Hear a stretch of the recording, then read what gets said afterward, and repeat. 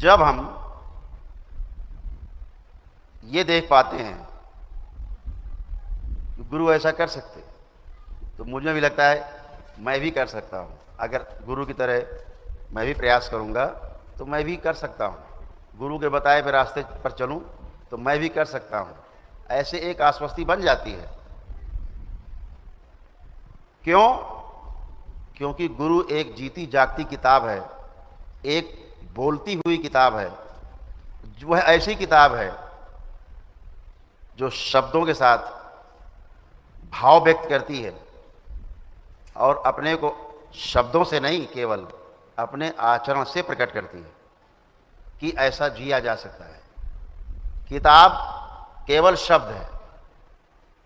आपने किताब पढ़ी, किताब किनारे, उसके बाद सारी क्रियाएं शुरू होती हैं अंदर अपने। एक नई किताब आप लिखते हैं अपने अंदर, एक नई किताब का अंदर सृजन होता है। लेकिन दुर्भाग्य यहाँ ये होता है कि जब आपके पास ऐसे गुरु का अभाव होता है जो सिर्फ शब्दों से दुनिया बनाता है, शब्दों के शब्द बाग दिखाता है, लेकिन आचरण में जीने में वो जीरो है। और आचरण में न आने के कारण हम उसके थोड़े समय तक प्रभाव में रहते हैं शब्दों में, फिर हमारे ऊपर से वो प्रभाव हट जाता है। वह प्रभाव हमारा स्वभाव नहीं बन पाता। प्रभाव से स्वभाव तक की जो यात्रा है वो केवल आचरण से ही तय होती है। जब ध्यान देंगे तो आप उसके विचार से नहीं, आप उसके जीने के ढंग से, उसके आचरण से प्रभावित होते हैं। और फिर वैसा ही जीने की अपने में एक इच्छा बनती है।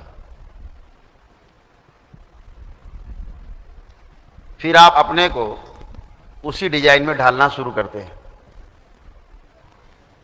और ढालते ढालते एक दिन ऐसा आते हैं आप बिल्कुल वैसे ही बन जाते हो। यह शक्ति सभी में विद्यमान है। यहां सिर्फ इतना देखना महत्वपूर्ण है कि हम किसके जैसा होना चाहते हैं। दानों के जैसा कि देवता के जैसा? कार्य कौशल इतना ज्यादा हो गया है कि हम अंतरिक्ष में छलांगे लगा रहे हैं रोज। लेकिन इन अच्छे इंजीनियर्स में, इन अच्छे डॉक्टर्स के बीच, इन अच्छे वैज्ञानिकों के बीच, समाज के इन अच्छे अच्छे लोगों के बीच जिन्हें हम अच्छा माने हुए हैं, उनके पद के आधार पर एक अच्छा व्यक्ति मिलना बहुत कठिन काम है। ये ढूंढना सबसे कठिन काम है।